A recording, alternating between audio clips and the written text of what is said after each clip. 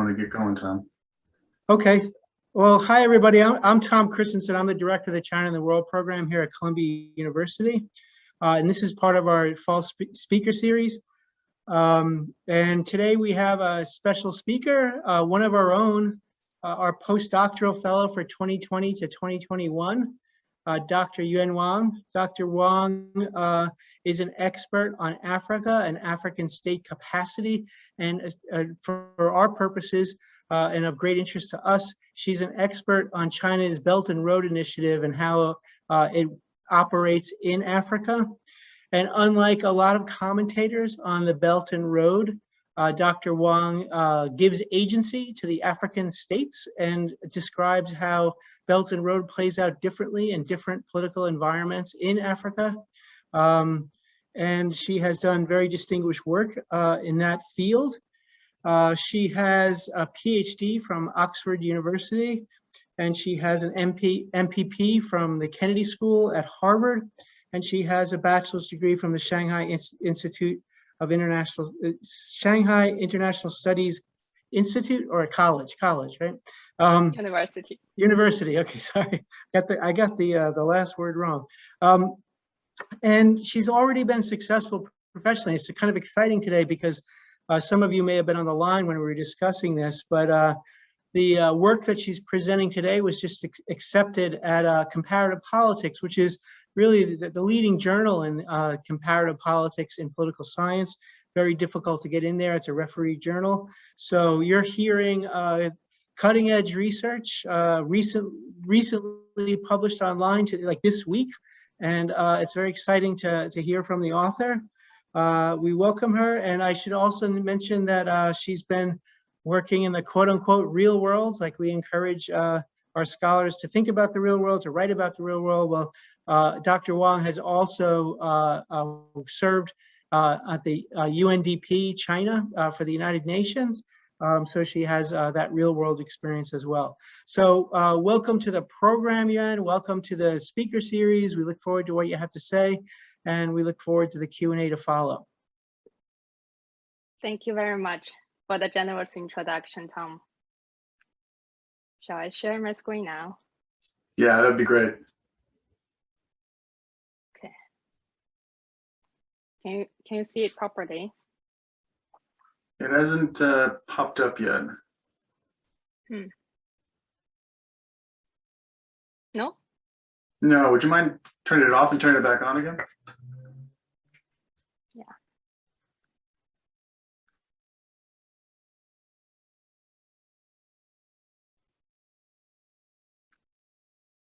Is it?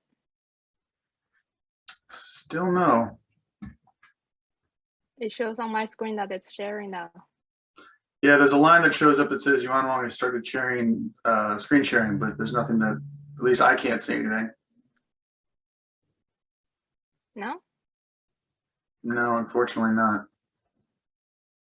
Well, we tried it just now. It Interesting. was working just a moment ago. Yeah. What about now? Still not. Panelist Hong says she can't see either, so it must not just be me. Okay, give me a sec. Okay. No, I can't see it either, so.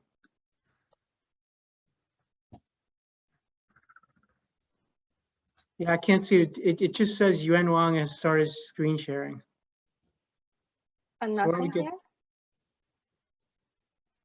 There's something. It says Yuan Wang has started screen sharing, but it doesn't have any content.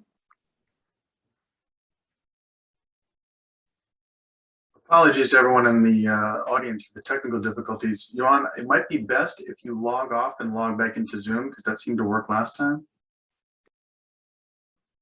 All right, we'll be right back. Sorry for the delay. If we only had commercials to run, this would be the time. I know, right? We should work on that.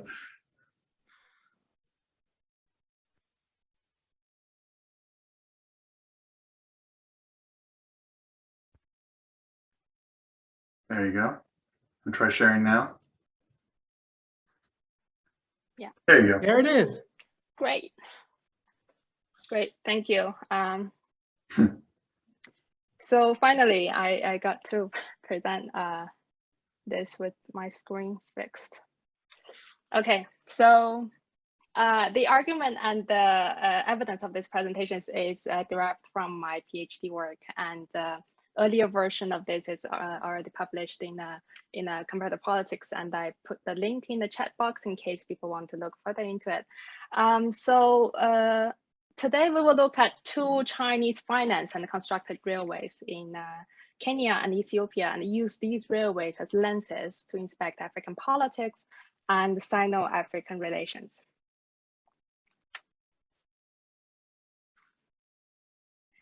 So China's economic expansion, together with its domestic growth, has represented a major transformation in the international political economy. And this is a map of the Belt and Road Initiative. And with this, Chinese policy banks and state-owned enterprises has financed and constructed many infrastructure projects all over the world, especially in developing countries. In 2018 alone, the gross annual revenue of Chinese companies' construction projects in Africa totaled $49 billion. And this graph also shows the steady increase of Chinese construction revenue from 1998 to 2018.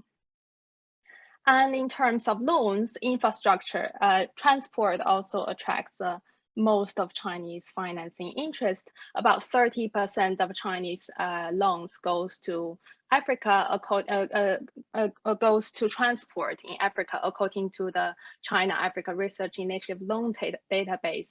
And the lower right graph also shows the upper fluctuating upward trend of Chinese loans to Africa on transport.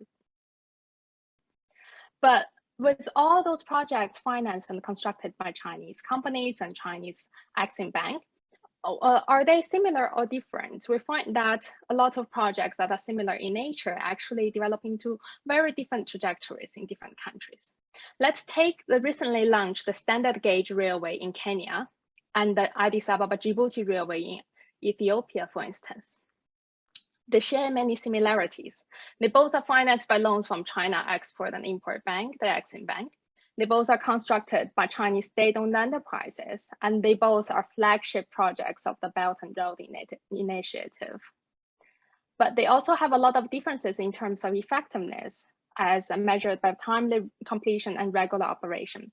The standard gauge railway project phase 1 was completed within half of the contracted schedule, basically completed in half of the time contracted, and started operation immediately.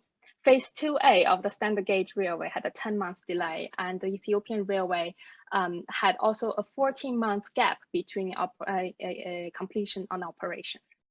So the puzzle is, why then do Chinese finance and constructed projects that are similar in nature develop into starkly different trajectories in Kenya and Ethiopia?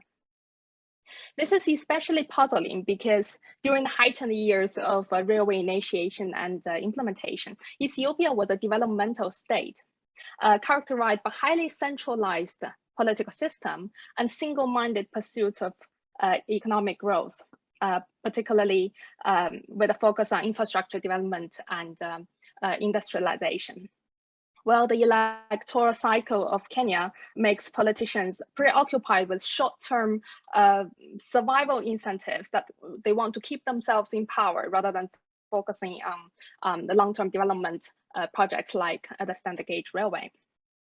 And together with the country's spiraling corruption, Kenya really represents a less favorable context for mega infrastructure development than Ethiopia.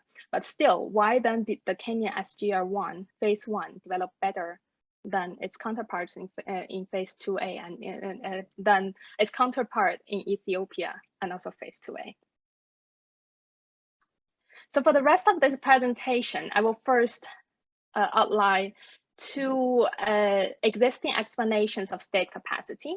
Then I will propose an innovative political championship theory, followed by case study evidences in Kenya and Ethiopia.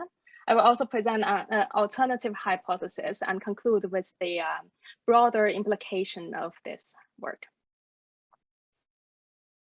So existing explanations of state capacity for development has either centered on structural or institutional explanations. Some scholars emphasize the structural asymmetry of developing countries vis-a-vis international power.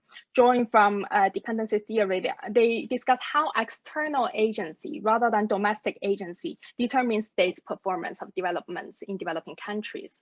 And China's engagement with the developing countries has marked the revival of scholarly debate around dependency theory, where developing countries has been once again portrayed as situated at the periphery of global capitalist system and deprived of agency to foster domestic development.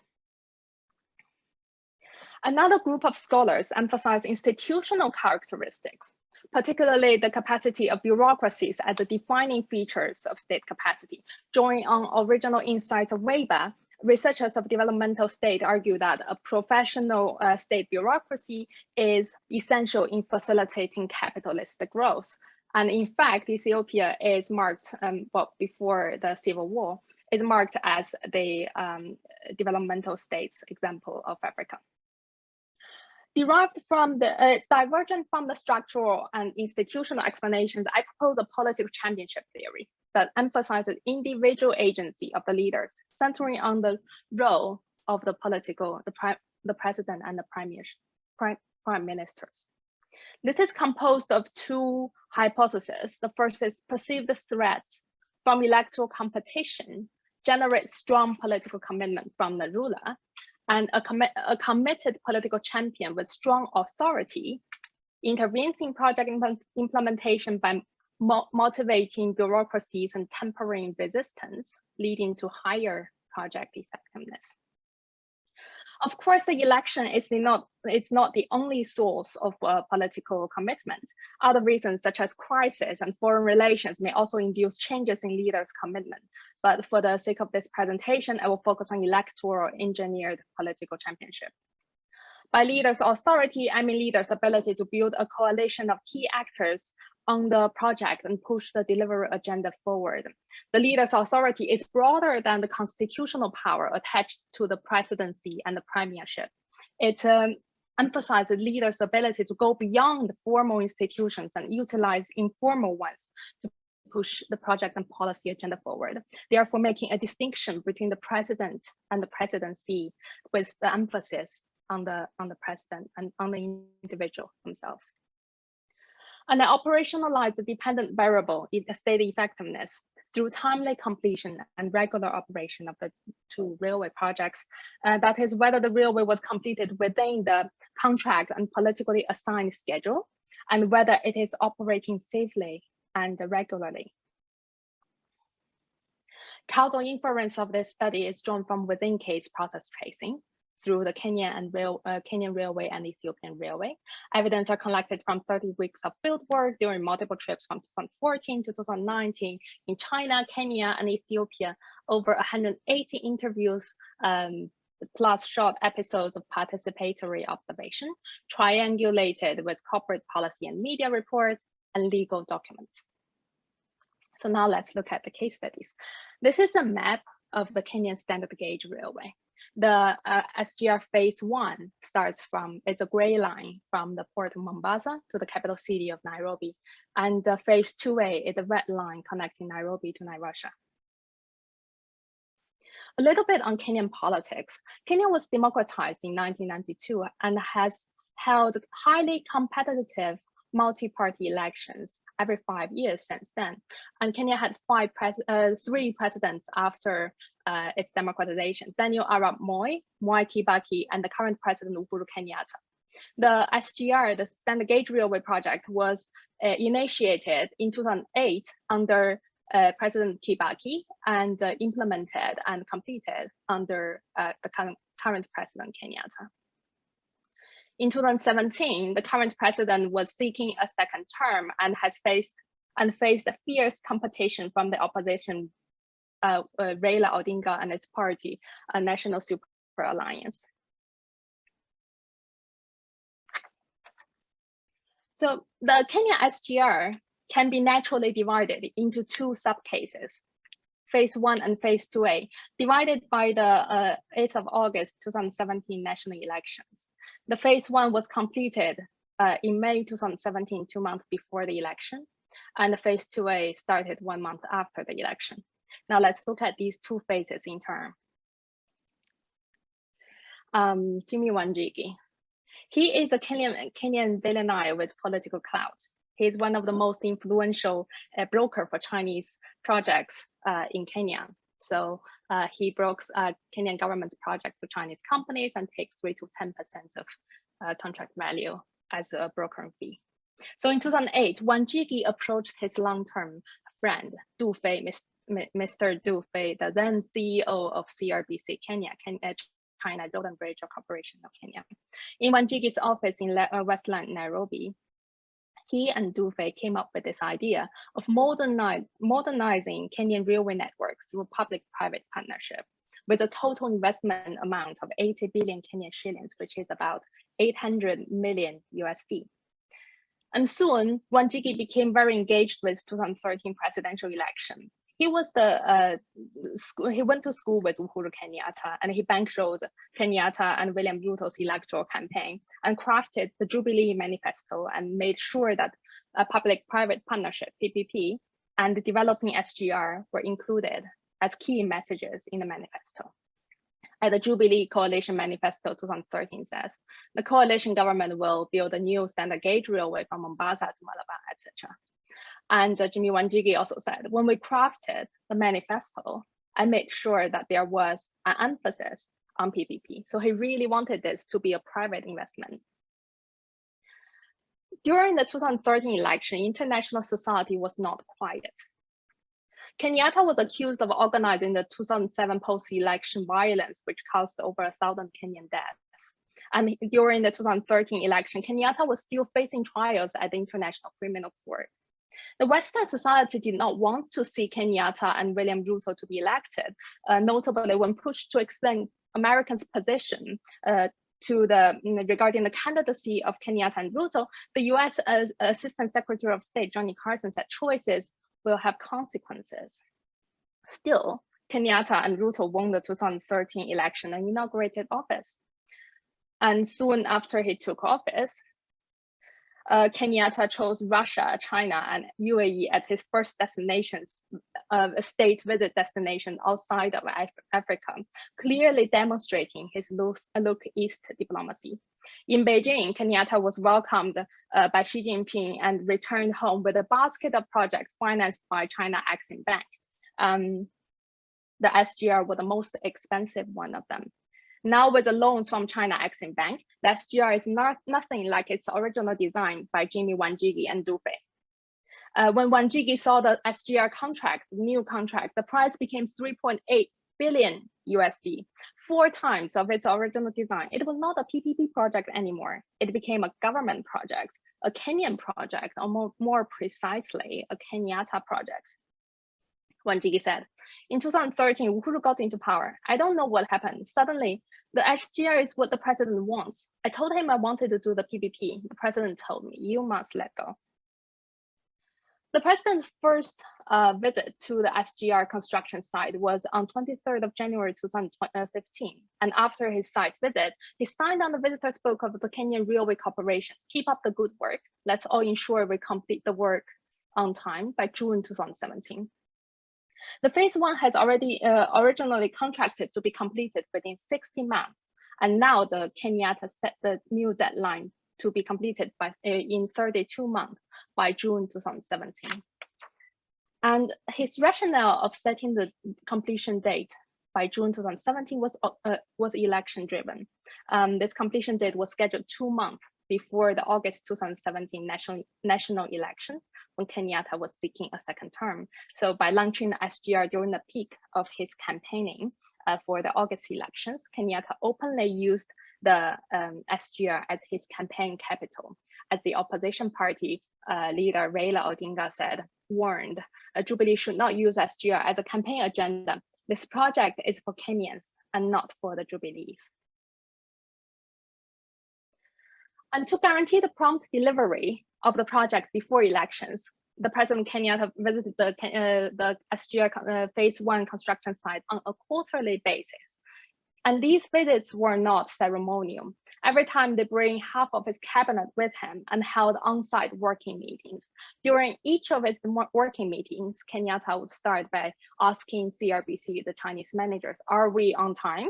And CRBC would respond, yes, but, and then the issues were brought to the attention of the president. And land acquisition was the most frequently raised issue to the president. Kenyatta would ask the Minister of Land, what was the issue and when can the problem be solved?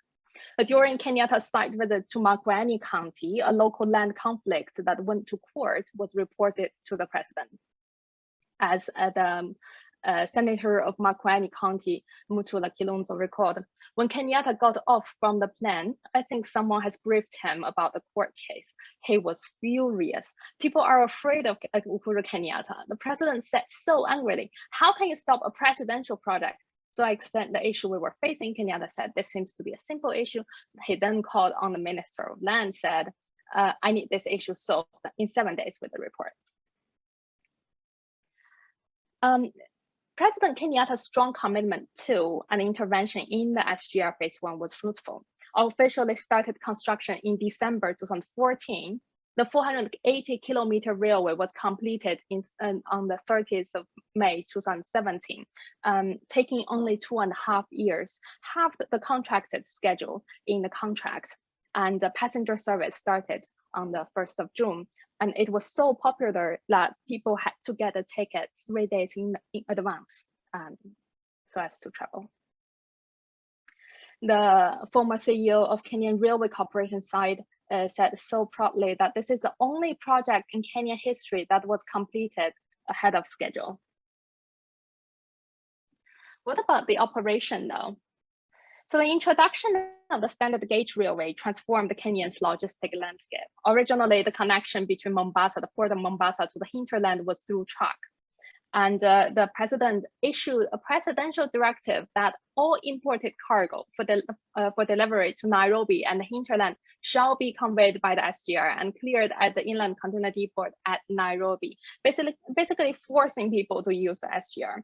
And this directive has caused much grievances from logistic business and trade union. This is especially the case because currently transporting a cargo from Nairobi, from Mombasa to Nairobi is still $200 more expensive using SGR than using the truck.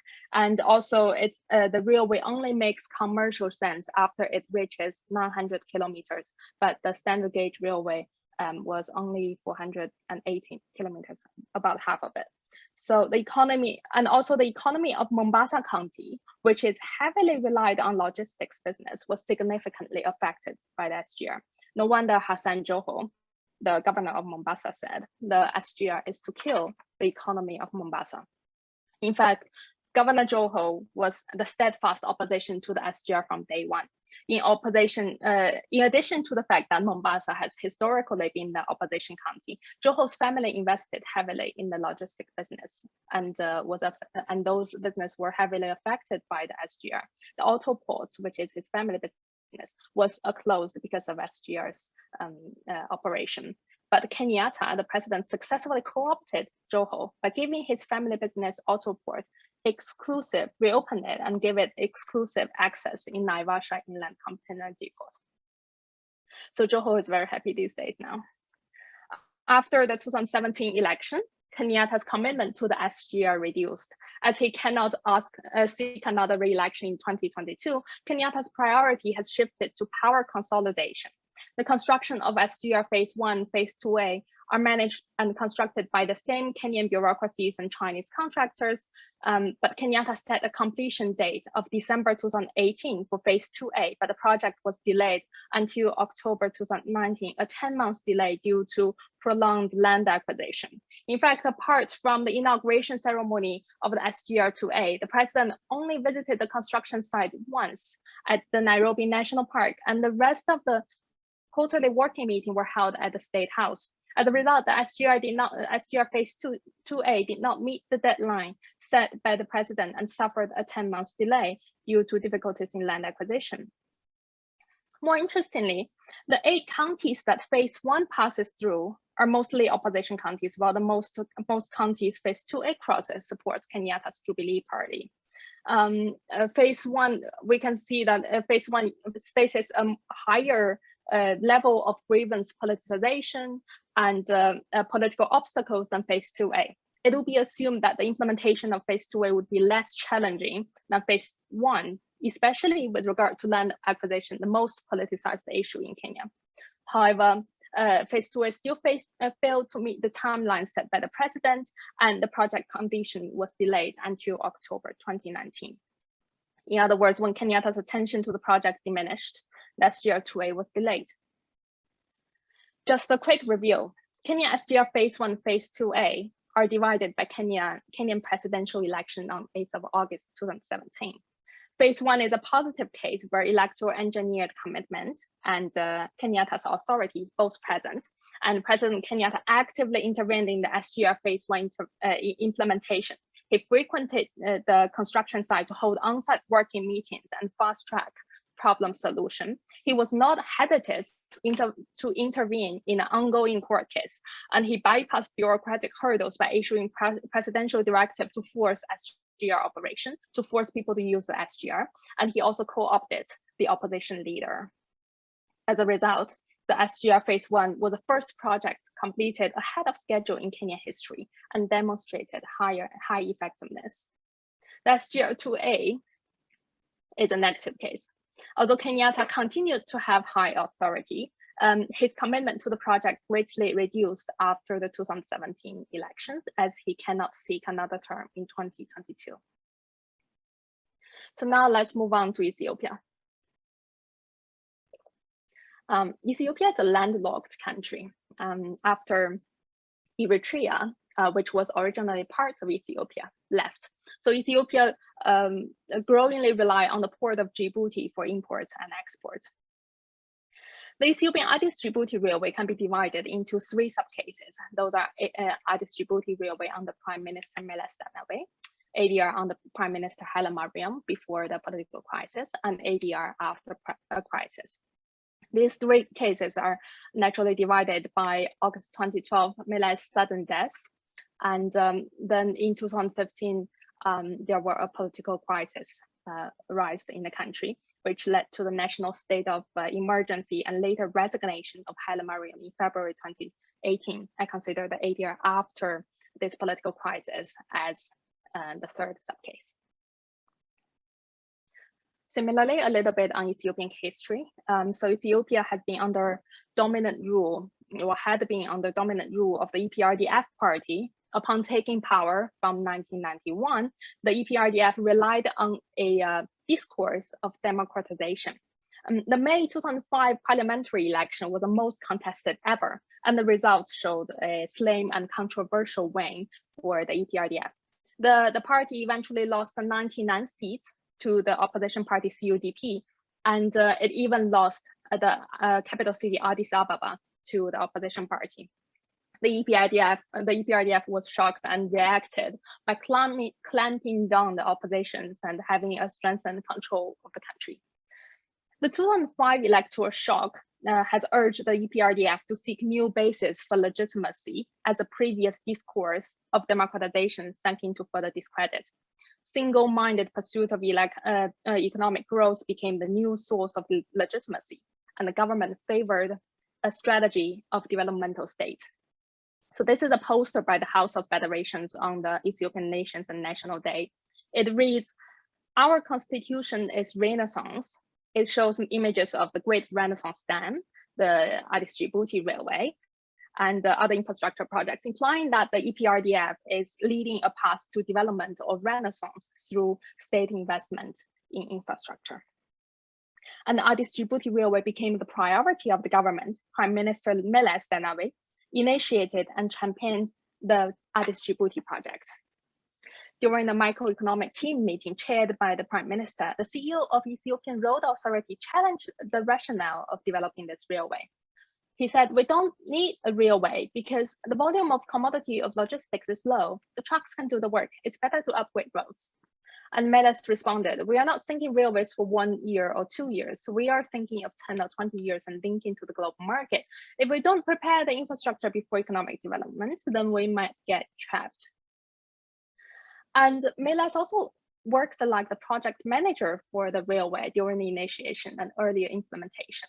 As Gita Jubej, the former CEO of Ethiopian Railway Corporation, recalled, Meles literally monitored the projects every 15 days. We had to report to him. And issues like land acquisition were solved effectively under Meles' tenure. As an anonymous interviewee of the Ethiopian Railway Corporation, ERC, recalled, Meles gave instructions to regional government, like Oromia government. They listened to him. They instruct local communities to focus on the work. And whenever we go to local administration, we are well received and the work was done smoothly. He further commented, it was a golden era of railway development in Ethiopia. Yet Meles' sudden death in August 2012 led to Haile Mariam assuming the premiership. The new prime minister was viewed by many of the EPRDF cadre as the legacy maintainer. So during the early years of Haile Mariam's rule, the Addis Djibouti Railway maintained to be a government priority.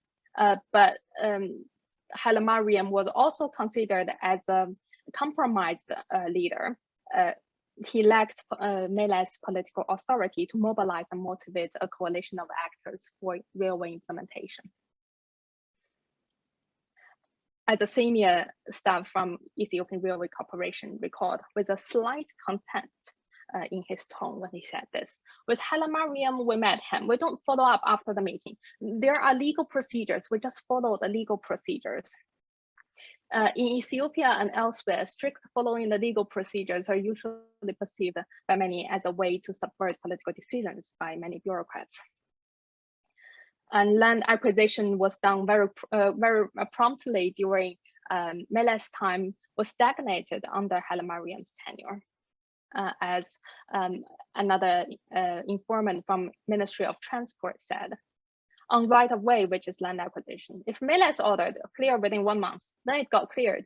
In Mentala, Haile Mariam ordered clear within 1 month and nothing happened. Similarly, there was a sense of contempt in his tone when he said this. And following the uprising in 2015 in Amhara and later in Oromia and later in Amhara in 2016, Ethiopia declared a state of emergency, and the government's priority has shifted from development of infrastructure to maintaining stability. Ethnic insurgents in various regions made it even more difficult to generate cooperation from local administrations for land acquisition. As my informant told me, things move very slow now. Local administrations, they make our lives miserable. Local administration is supposed to balance between local people and the national project, but now they purely support the local people. In a sense, the local administration was afraid of the local people. They wanted to maintain peace, and they wanted to placate the people for fear that these people might generate further insurgents.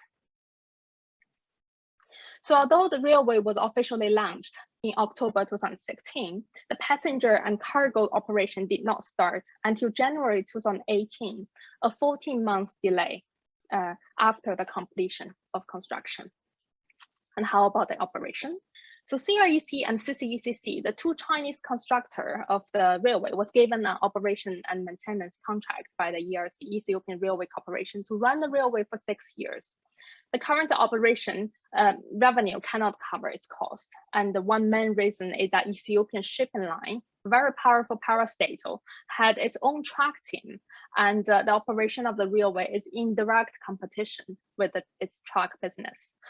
Similar situation happened in Kenya. Remember that Uhuru Kenyatta, the president, issued a presidential directive to force the usage of the Kenyan railway.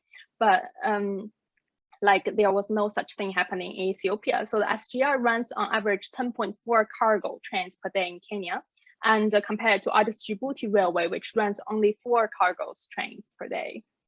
In Ethiopia, political leaders were reluctant to meddle in the race between the two parastatals. And as the railway corporation was only established in 2007, much younger than the shipping line company, which was established in 1964 and has since monopolized the Ethiopian logistic industry for decades, So the railway company was really in a disadvantaged position. And a quick review, the Ethiopian Addis Djibouti Railway is divided into 3 subcases. The ADR under Meles Zenawi is a positive case. Meles strongly committed to the railway development, and he was also a capable leader, making his time the golden era of railway development in Ethiopia.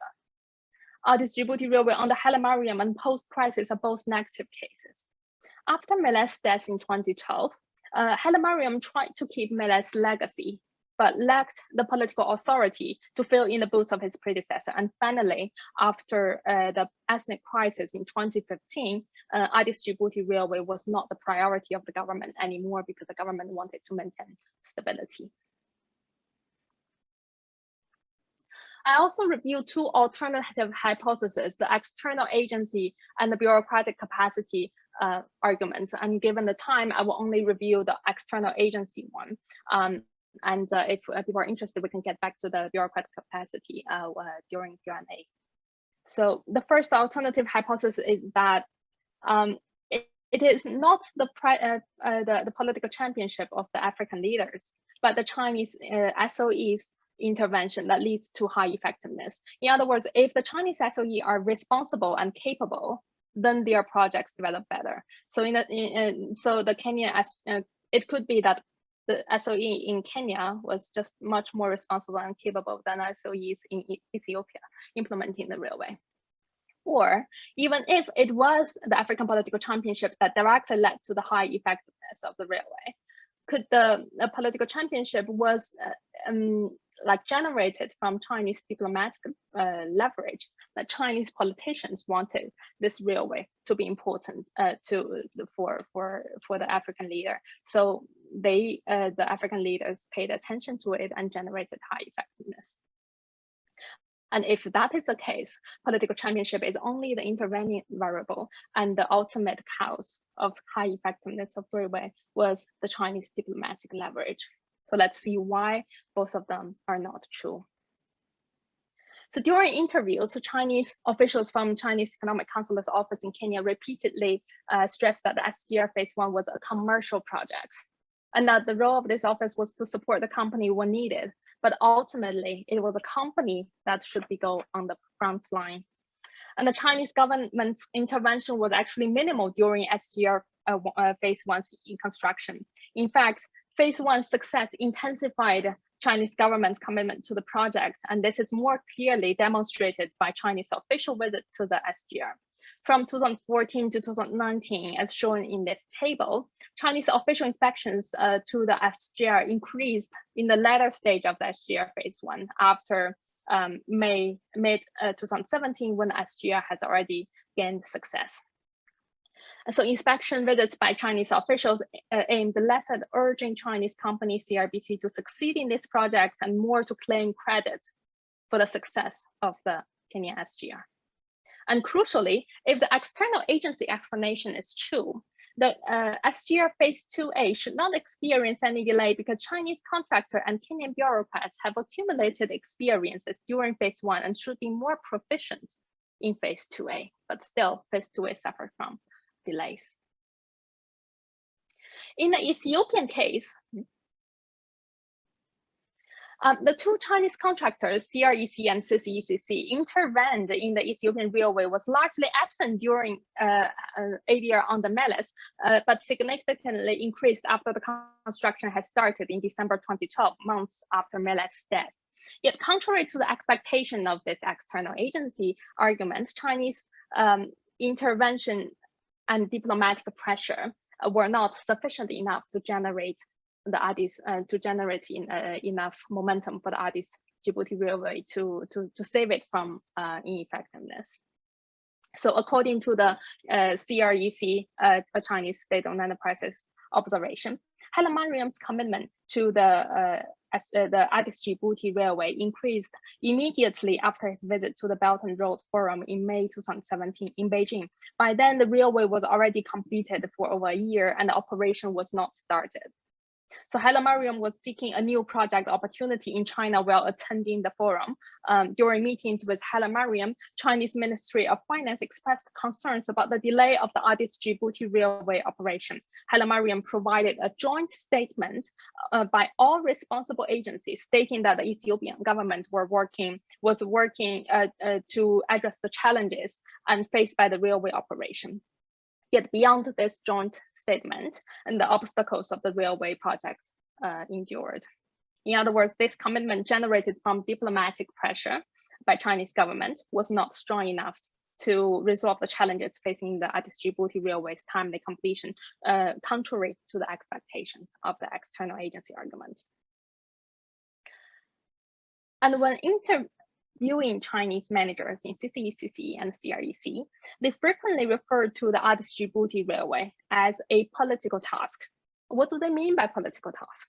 The Addis-Djibouti railway is a flagship project of the Belt and Road Initiative. It was widely publicized in Chinese media and has received attention from high-level government officials. It is a project that is too big to fail. The CEOs of Chinese companies, when reporting to the government, needed to show that the railway was demonstrating they constructed and operated in Ethiopia was demonstrating success, functionally very well, and contributing to the Ethio-China friendship. So the Chinese government also needed this project to succeed. A Belt and Road project of this magnitude cannot fail. So it seems that the Ethiopian side also realized how important this railway is to the Chinese government. They seem to be more relaxed and very reliant on their Chinese brothers to run the railway. The Chinese company had many grievances when I visited them regarding the operation of the Addis-Djibouti railway. They have to pay out of their own pockets to keep the railway running. On a daily basis, there are thieves stealing parts of the railway. There are cattle hit by the railway causing injury or death who needs compensation, and federal police hired for the safety of the railway were not on their post because of delay of salary payments, and not so frequently there were accidents. Some managers were so frustrated that they said this railway, they were politically kidnapped in this project. So I have to explain why two Chinese-sponsored projects that are similar in nature demonstrate results in starkly different effectiveness in Ethiopia and Kenya. The effectiveness of the railway infrastructure project is a proxy for state effectiveness of Africa. I argue that it is a primacy of African domestic politics rather than the Chineseness that determine the trajectories of Chinese-sponsored projects in Africa. And within African politics, it is a political leadership, particularly those generated by electoral threats that lead to project success. The very fact that electoral competition can generate strong political commitment to an intervention in infrastructure delivery challenges the developmental states theory, which argues that centralized long-term rent management is superior than short-term electoral incentives. I show that short-term electoral incentives can be at least as effective as long-term centralized ones in terms of generating leadership commitment to an intervention in developmental projects. The political championship also captures the volatile, personalistic, and idiosyncratic nature of state capacity, captures the long linearity of project delivery that cannot be extended by a structural or institutional factors alone. And the role of the leadership has been intuitively acknowledged, but analytically overlooked in many studies of the state and development. Finally, the study also provides a detailed and comprehensive documentation of two Chinese-sponsored railway projects in two East African countries, with interviews from both the Chinese side and African side, therefore presenting a more balanced view. And the empirical documentation is especially valuable given the hard-to-access nature of Chinese state actors these days and their projects. Finally, the political championship theory applies very well in developing countries with relatively a strong executive branch and weak institutions, but it can also be applied to a broader scale. It is usually in weak institutional settings that personalism, characterized by volatility diversity and idiosyncrasy of policy delivery becomes prominent. But this can also be applied to World Bank projects and other infrastructure projects in developed countries. Evaluation of many World Bank projects find that the lack of political will extend the lack of progress for many projects funded by the bank, and also in development policies in developing countries. And in developed countries, researchers also find that sustained political support and the patronage of political champion was apparent in the successful cases of many infrastructure projects like the RT are those in Athens, Meteor project in Paris, and audio line in Tokyo, etc. So that's the end of the presentation, and welcome any questions and comments. Thank you. Thanks a lot, Yuan. That was terrific. There's a lot of information there. I have a bunch of questions. I don't want to monopolize the Q&A, so I want to open it up to others, but ask a few questions first or give a few reactions in any case. The first is a general point about the BRI, and it's a point that's bothered me for a while, and we've raised with other speakers in the series, including Erica Downs, who covered Pakistan, and it seems to me that a lot of what you're covering is not the Belt and Road Initiative. It's China's infrastructure investments going way back to 2007 in the case of Kenya, long before the BRI was ever even a thought of the Chinese government, and Xi Jinping was not in power. He wasn't even vice president yet. So there's certain activities that China's been going through in infrastructure development around the world long before BRI, and BRI now has become everything. So anything that's even vaguely related to BRI has to be part of the leader's program, Xi Jinping's program. So I wonder if that's a variable, that maybe the early Kenyan project was more successful because it was more rational. It was more based in economic need. It was private on the Kenyan side, and it was more rational on the Chinese side and less political. And then some of the later projects, some of the failed projects in both Kenya and in Ethiopia were during the more politicized period of the Belt and Road Initiative, which creates different incentives, as you said, in the Ethiopian case. If the Chinese are heavily involved, then maybe the locals can free ride on the Chinese efforts and don't have to contribute as much. So that's one general question. And then the second one has to do with politics, domestic politics in either democracies or potentially unstable, more authoritarian environments. So democracies in the case of Kenya and democracy in the case of early Ethiopia, and then more unstable, more authoritarian environment in unstable Ethiopia. And what is the politics of BRI projects? On the one hand, it's very obvious physical development for the country, for the leader to say, I built a railroad where one didn't exist before. On the other hand, there are potential political pitfalls, like Chinese SOEs being in the lead on these projects, maybe not enough local workers being hired, eminent domain with the land, you're going through local areas, and you're taking away land, maybe that's controversial. So I could imagine it cutting both ways in domestic politics. Also potential for corruption, excessive debt. I know in the Kenyan case, there was arguments that it wasn't economically viable because of the excessive debt. I'm not talking here about debt trap diplomacy, that's different. I'm not saying intentionally creating debt traps, but actually creating debt that is unrecoverable simply because the project didn't work out as well as anyone expected. So those would be on the negative side. So I was impressed that Kenyatta was able to sell this so positively without resistance from the opposition, who was saying, we're selling out to China, it's Chinese imperialism, or it's excessive debt, or it's corrupt, or it's not hiring enough local workers, too many Chinese workers. All those things that happened in places like Zambia and elsewhere where there was pushback against Chinese investment. And then in the case of non-democracies, why is it the case that the railroad would be a source of instability in parts of Ethiopia, not sources of stability? So I just thinking out loud, it's a very naive question, but if building a railroad is good for a politician in a democracy like Kenyatta, then why isn't building a railroad through various parts of Ethiopia a stabilizing force for those regions, not a destabilizing force? Why would that encourage instability rather than stability, since it's a positive thing in politics? So that's a lot of questions, and I think I reveal my ignorance more than anything else in those questions, but they all come to mind listening to your excellent talk. Thank you very much for these questions. They are actually very, very good questions and sparked my own thoughts a lot. The first one on Belt and Road Initiative. So is it possible that the Kenyan Railway succeeded because it insulated itself away from the Belt and Road politics?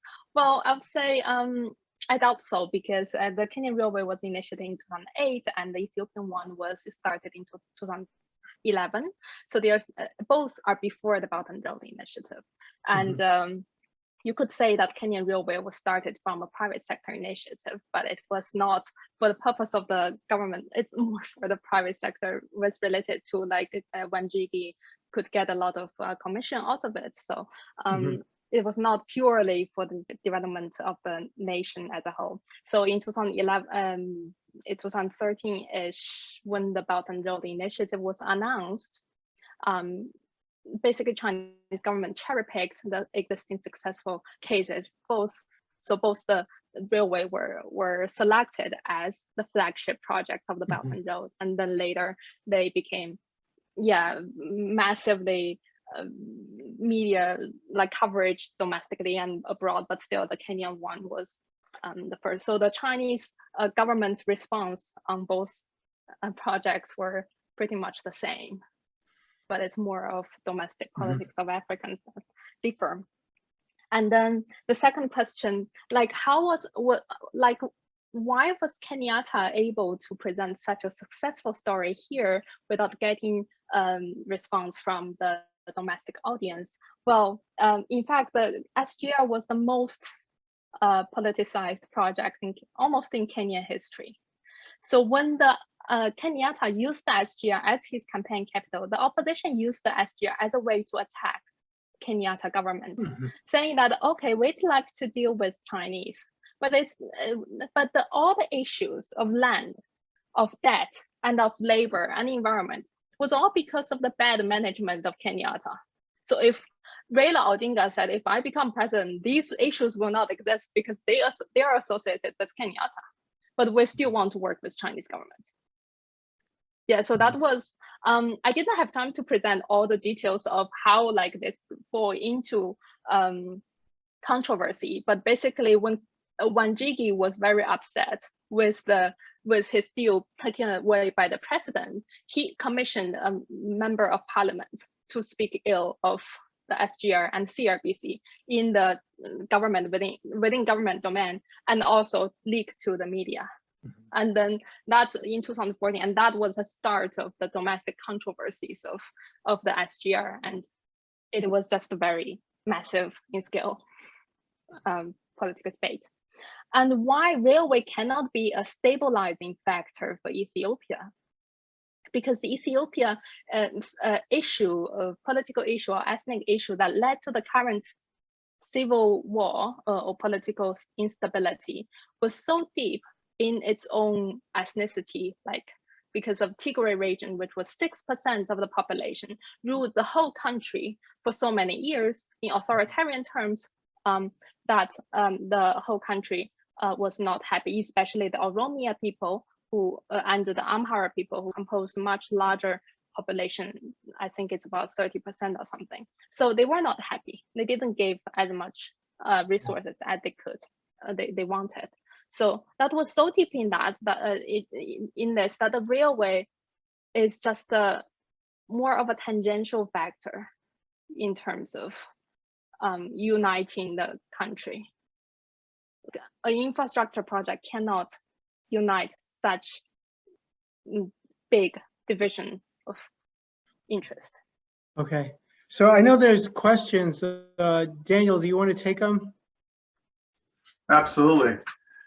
So the first question, I'm going to start off by saying I apologize in advance for mispronouncing anyone's name, but the first question comes from a Jim Dingman.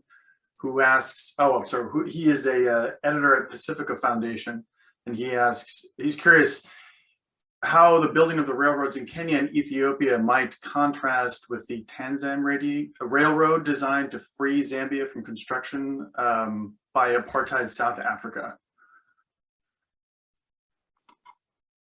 Are you familiar with the Tanzam Railroad? Yeah.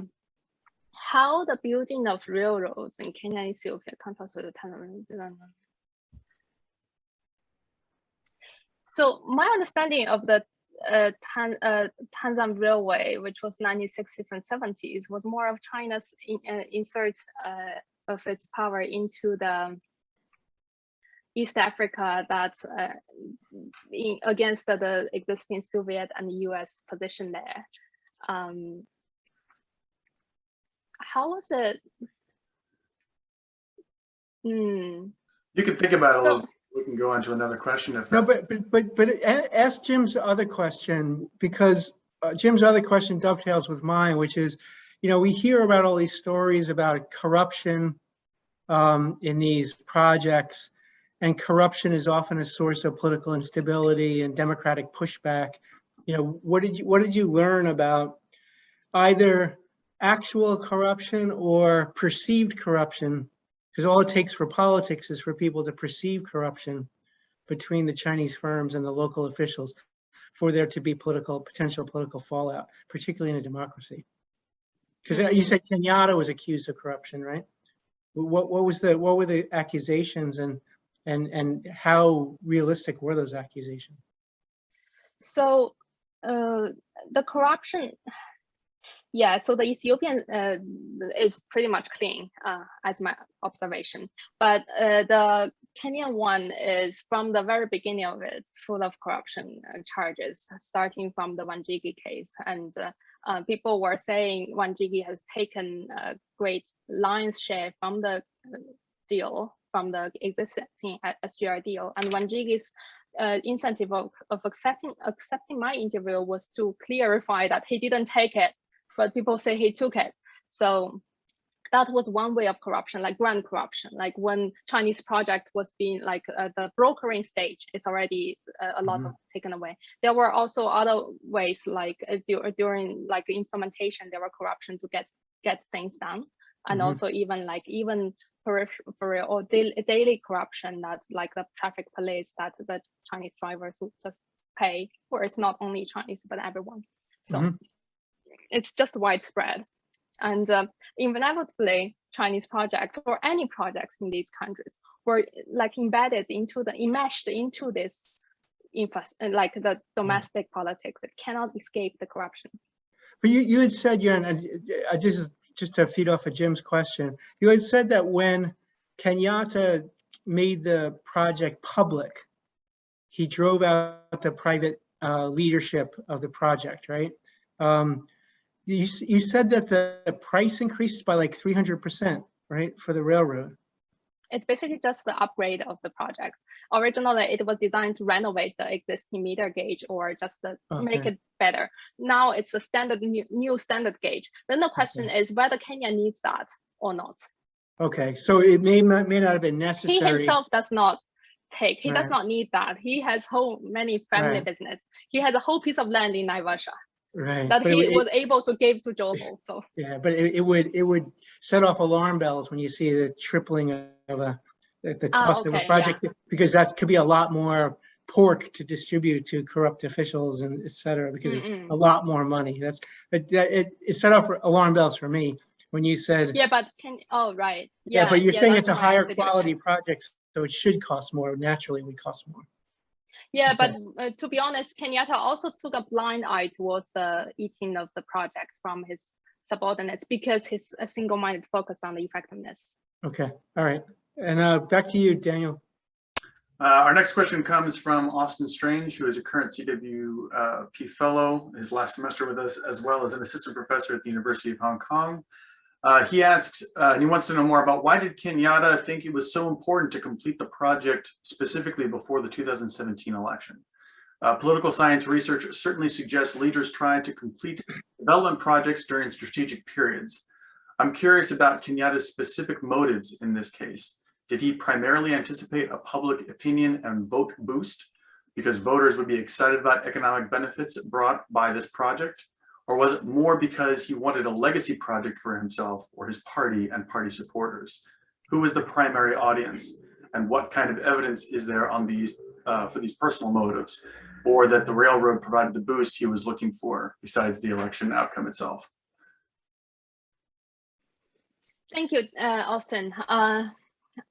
So Kenyatta wanted to complete it before 2 months before the election because he wanted to use it as a campaign capital. So railway has railway has passenger service and cargo services. Cargo services is for making money. Passenger services for generating popularity. So Kenyatta made sure that by 2 months ahead of the election, the passenger service starts so that people can see that this thing is generating, like making their lives more convenient and winning popularity for Kenyatta's Jubilee Alliance Party. So that's his first, I guess, the priority to finish it beforehand. Also a legacy project. This is the largest project, the most expensive one Kenya has undertaken since independence. And his father, Kenyatta's father, was the founding father of Kenya. He is like, he also like that family pressure also needed him to show something that he did that can last. So this is also his legacy project. Yeah. Sounds good. Next question comes from Karen Zhu, who is the PhD candidate policy analysis at Party Rand Graduate School and assistant research at the Rand Corporation. She asks 3 questions. We'll do the first one. How do political commitment and leaders' authority interact with government business relationships and corruption at different levels in the 2 cases in affecting project outcomes? Okay. So Ethiopia does not have much corruption existing, though, or at least I didn't find any during my field work. It was more of the Kenyan side that has a spiraling corruption. So as I said when I briefly before that, so Kenyatta took an eye away from corruption, but only focused on completion of the project. So there were a lot of people eating up the project, and even the former CEO of the Kenyan Railway, former CEO of the National Land Commission are all gone in jail. But Kenyatta like basically focused on the completion itself rather than looking at corruption or other things or at different levels. So it's difficult to compare the 2 cases because Ethiopia just basically do not have much corruption. Follow-up question from the same respondent. In the 2 cases, what role did the vision of industrialization play in the government's decision of making the project oversight? You mean in Ethiopia? So Ethiopia, after Haile Mariam's taking the premiership, he had Arkabe as his economic advisor who concentrates on industrial park development, and now Ethiopia has like maybe 20-something industrial parks in construction with assistance from China. And originally the idea was to use the railway that connects Ethiopia to the port of Djibouti to transport like made in Ethiopia products to the outside world. And it makes a lot of sense theoretically, but when the country started ambitious projects on constructing 20-something industrial parks that like and when like it's just too massive in the scale that it just lost its real connection in practice. One thing is that the railway and the industrial parks were not really connected if you look at them in map. So the last mile connection between the railway and the industrial parks still costs a lot of money. So they cannot be used so readily by the companies in the industrial park. And second, the industrial park projects were just largely affected by the political instability these days. So we can't say it's still a success or pending to be a success. Last question on this from the same author. Have you considered expanding your small N study to a medium or large N one? And if so, when would that be done? Maybe another book project or? Anyone who is good at statistics, let's talk. I mean, like I'm more of a process tracing person, so yeah, I'm happy to discuss if you have any ideas. Sounds good. Our next question comes from Justin Canfill, who is another CWP fellow currently with us for this academic year, who asks, to what extent are electoral pressures you've identified direct or indirect? As I understand it, leaders face structural pressures like immediacy or competitiveness of elections, but I can imagine that project success, your DV, also influences public opinion. There might therefore also be some pressure on the leaders to make a project successful. To this end, if public opinion matters, what about projects that the local populace is skeptical of, where the leaders aren't able to pitch project success as campaign capital, as you say? How do you think your findings generalize to projects that don't directly raise voter welfare or even detract from it, such as the China-Africa space cooperation? Okay. Let me try to read it a bit more.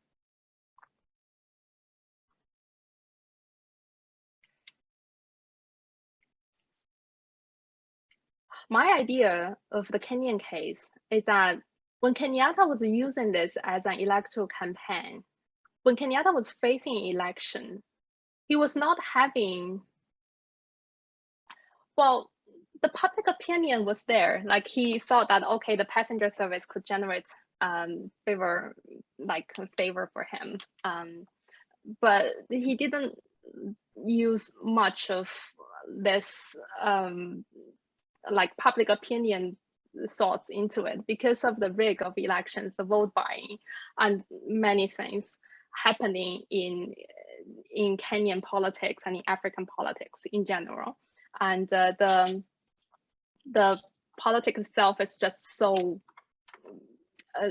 like the voting the counter of the voting agency was killed assassinated before the election, etc. Like this, it's just not a level playing field in Kenyatta's realm.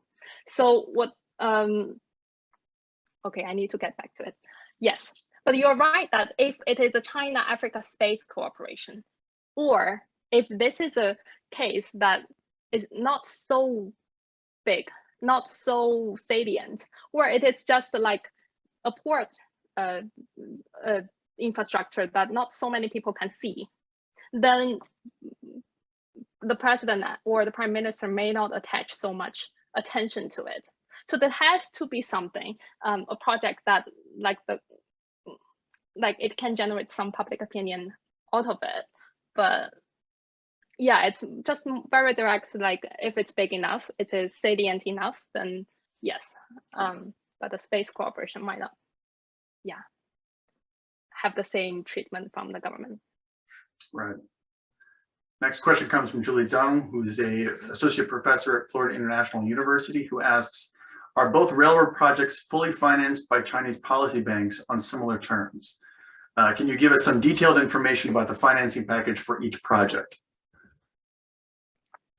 Yeah, I'm happy to provide you the specific terms of it. And in fact, it's also openly accessible online. So the Kenyan one is on commercial terms. It's a commercial loan with Exim Bank. And the Ethiopian one is the the Kenyan one is a combination of commercial and concessional loans. The Ethiopian railway is purely commercial loans, so it's much more expensive in the Ethiopian case. The specific term, I think Kenyan one is LIBOR +3. Ethiopian one, I really can't remember, but those specific figures, if you reach out to me, I can give you. Next question comes from TK Chu, who's a longtime friend of the program and used to work at the Princeton Plasma Physics Laboratory. And he asks, my question is a bit of a tangent. We have seen the same dollar amounts in these projects. What about the human capital? Is there any data showing the number of people who are involved in this and what projects on the Chinese side? How does China manage to supply the manpower needs of these projects? Does this pose a real limit? How many countries do this, money aside? I know that there's a longstanding complaint, at least on the African side, on who's building these and whether they're brought in Chinese workers or they're local workers and that sort of thing as well. Yeah, so the Kenyan side, we do have Kenyan government, the Chinese publishing corporate social responsibility report saying that there's about 30,000 Chinese imported to do the project. But the Kenyan government also requires at least 40% of local input. This includes local people, local subcontracting, and local content like the just the materials procurement. So although this was not really properly implemented during phase 1, but they were better implemented during phase 2. Specific data on the Ethiopian case is difficult to access, so I don't have those data.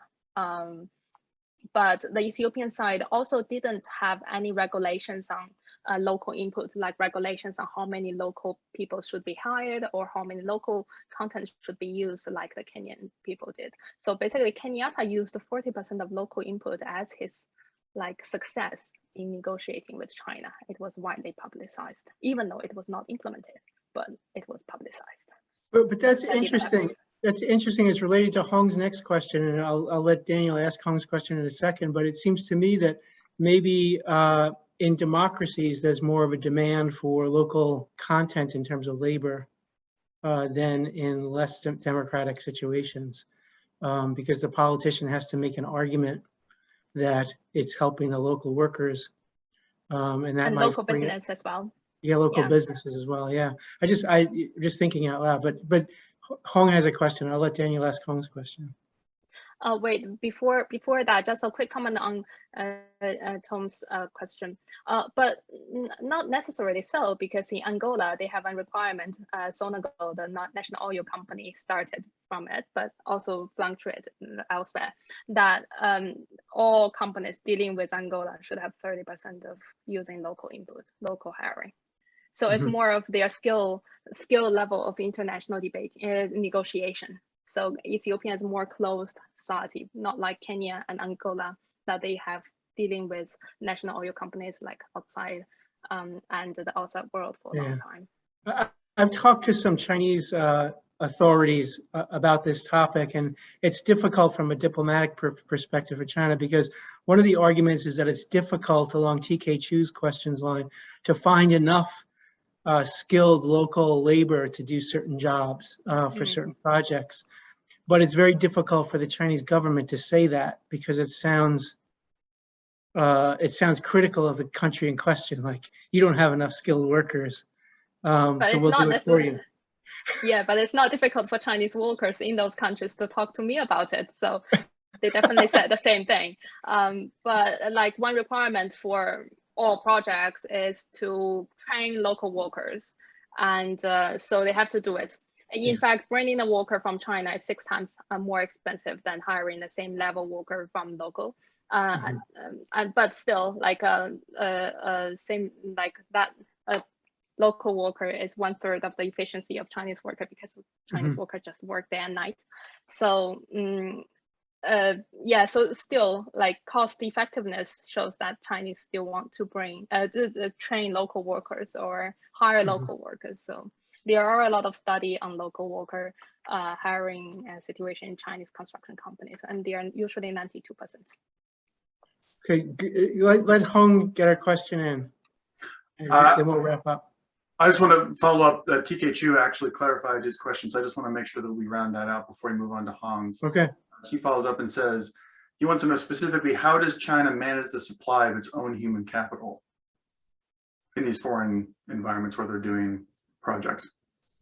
You mean how Chinese companies outside hire local employees? They sometimes hire by themselves. Usually they just hold a sign outside their construction site, we hire today, how many, what type of worker, and then there will be young workers just come, like casual laborers. They don't even have contracts. No, but what And about the other Chinese workers? What about the Chinese? How do they get a steady supply of Chinese workers to go? two ways. One is bringing their own domestic workers, like from their SOEs. These companies just directly export them to Africa. One is to find a human resource company saying that, do you want to work in Africa, and then use them to transport them outside. Oh, the third way is through subcontracting. So they could subcontract the work to other Chinese companies, either in Kenya, Ethiopia, or in China, and then use those company workers. Yeah. Next question comes from Hong Zhang, who is another one of our CWP fellows this year. She's also jointly appointed with Johns Hopkins University, and she asks, she's wondering what the policy implications of your research might be for development. It seems the main takeaway from your research is leadership commitment is more important than the structural and institutional factors in determining the success of projects. It is a little discouraging for development scholars who have over the years emphasized the importance of institutional building, which is partly motivated by the hope that no matter who the leader is, institutions can ensure good development outcomes. What would be your response to this thought? Well, I'm sorry for those development scholars. I mean, like, I just describe what I saw and analyze them and present them. I can't just change what I saw based on the hope of development practitioners. But I agree, like, one of my major pushback is from institutionalists, and my own supervisor is an institutionalist. So I got a lot of pushback saying that, okay, leaders can't decide everything. A railway is not built by one person. But still, I just want to highlight the the importance of elite and the leader themselves that has been pretty much ignored in the previous studies. And these days, we probably need this type of research more because of the uprising of individual leaders, not only in Africa, but also in the States and in China.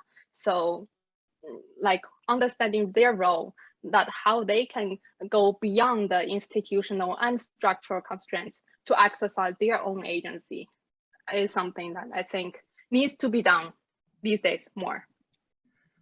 Okay, so I think that's the last listed question. I'm going to ask another one though, because we still have a couple of minutes, and I have no reason to believe you have an answer to this question, but you know more about this topic than most people I know, and you certainly know more about this topic than I do. But in Belt and Road projects in general, including in Asia, you know, the United States has a habit of criticizing all the Belt and Road projects as predatory and nasty and terrible and debt trap diplomacy and all these other things, and people should be careful about taking the Chinese money, which I think is a distorted view of China's general program, even though there are examples of excessive debt and corruption and lots of other problems with the Belt and Road. But the United States tends not to compete with China by creating its own infrastructure projects in the countries where it sends diplomats to criticize the Chinese programs. It just says, don't take the Chinese money. And of course, those countries say, well, you know, where's your money, right? Where's your better project? Where's your cleaner project? But the Japanese do compete. The Japanese, especially in Asia, do build infrastructure projects, and they pride themselves on those infrastructure projects. And they claim that they're cleaner and they're more efficient and they're better. And I was in Indonesia back when you could still travel before the pandemic. And there were two projects, major high-profile projects. One was the Bandung Jakarta Railroad that Chinese firms were building as part of the Belt and Road. And the other was the Jakarta Subway, which was being built with Japanese development assistance and investments. And the general sense in Indonesia was the Japanese project was more expensive, but more high quality. and the Chinese project was more visible, but not as high quality. What do you think works, in that kind of competition? Is higher expense and higher quality worth it for the competitor? Because the one thing that China is very good at is doing these projects relatively cheaply. Or is a big visible project like the Bandung-Jakarta Railway, which is above ground and everyone can see it, is that politically more salient to the recipient country? Well, this is a politically dangerous question to answer. It depends. So I don't know if China can't provide the same level of quality than Japan. I thought what happened in China domestically, the infrastructure quality is as high quality as what is happening in Japan or in Jakarta, right? Mm-hmm. The issue is why China is exporting lower quality projects, while Japan is continually exporting high quality projects. And so when we are saying about African agency or local Indonesian agency of managing these exported projects, we are also saying, okay, what is the domestic control of quality here? Mm-hmm. So apparently, in many cases, Chinese companies still has a lot to catch up on. So it's less about technical skills, but more about the regulations at home.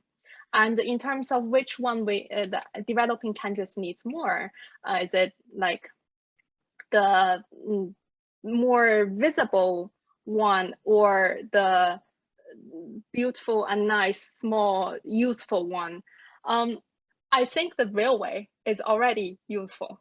If we're looking at football stadiums and presidential palaces, the railway is already deserves applause. Right. Yeah, so that's why Karen mentioned a big data set on what the existing projects is very helpful here, because if we only focus on the visible ones, mm-hmm. there are even more sad stories. Yeah. Okay. All right. Well, thanks a lot, and great session. You got a lot of really good questions, which is always the best sign of a successful talk. And it's great to have you on board this year. And please join us for future talks. And we can't all clap for you, but I'll clap. Thank you. And thank you for all the good questions, though. Yeah. Thank you, Yuan. One last housekeeping note before we all take off. Our next talk is on November 8th, actually with the person who asked the last question, Hong Zhang, and her session is going to be about institutionalizing China's development statecraft goals and tools and performance, and it's also going to touch on Africa. So anyone who's interested in that topic, feel free to join us on November 8th. Feel free to follow our newsletter, and we'll see you then. Thank you again. Bye-bye.